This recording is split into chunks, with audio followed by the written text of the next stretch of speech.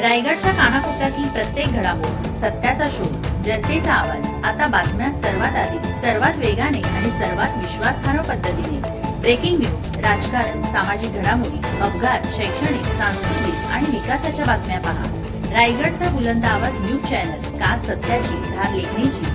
आपल्या हक्काचे news channel, रायगडचा बुलंद आवाज न्यूज चॅनल. लाईक करा, शेअर करा आणि सबस्क्राईब करा.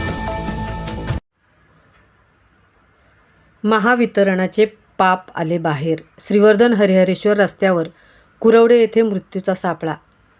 श्रीवर्धनमध्ये उच्च दाब लाईन कामात बेजबाबदारपणा, नियमांना तिलांजली, नागरिकांच्या जीवाशी खेळ अशा स्पष्ट मथळ्याखाली अनेक नामांकित वृत्तपत्रांनी या गंभीर समस्येवर सविस्तर वृत्त प्रसारित केले होते.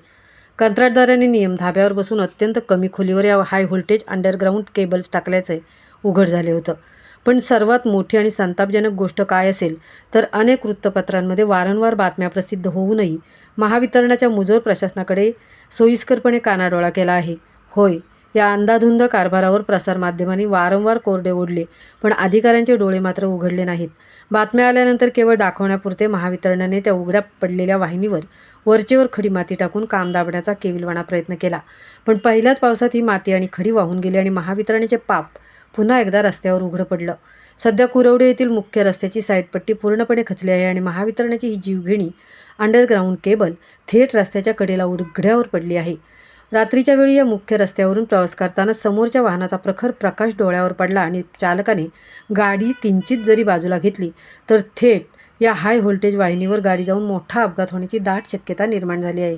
स्थानिक नागरिक आता संतप्त सवाल विचारत आहेत की महावितरण आणि सार्वजनिक बांधकाम विभाग एखाद्या मोठ्या अपघाताची आणि निष्पाप नागरिकांच्या बळीची वाट पाहते का?